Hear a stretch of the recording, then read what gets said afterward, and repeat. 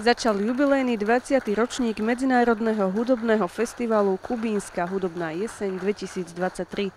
Počas nasledujúcich 4 mesiacov je pre milovníkov hudby pripravených 15 koncertov. Nebude chýbať klasika ani jazz. Otvárací koncert začal v utorok 12. septembra v Obradnej sieni na Mestskom úrade.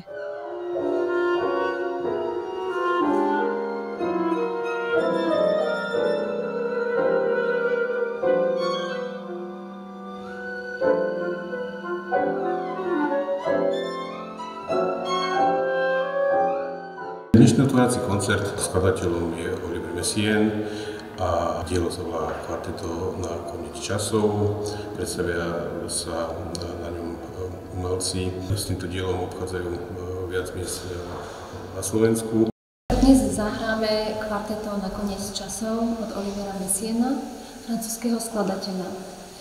Toto kvarteto vlastne vzniklo v zajazdeckom tábore, čiže celá dramaturgia sa orientuje vlastne k dňu, k pripomenutiu si holokaustu. Toto dielo bude predchádzať ešte dielo talianskeho autora, ale bude to básnické dielo od Prima Leviho, ktoré sa volá Či je toto človek. Tento autor napísal knižku, výpoveď, vlastne tiež zo zajateckého tábora a k tomu báseň, ktorú recituje Kamil Mikulčík.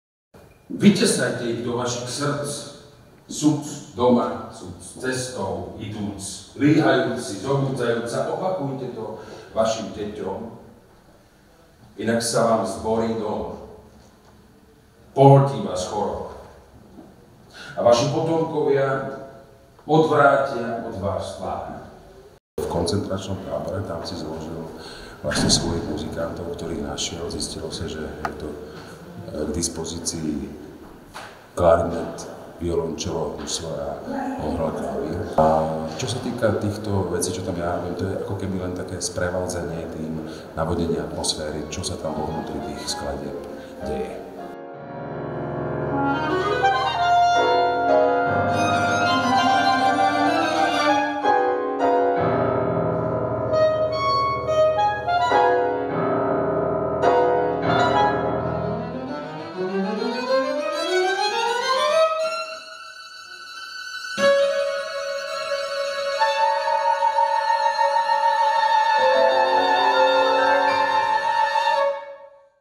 Dramaturgia tohtoročného hudobného festivalu je bohatá.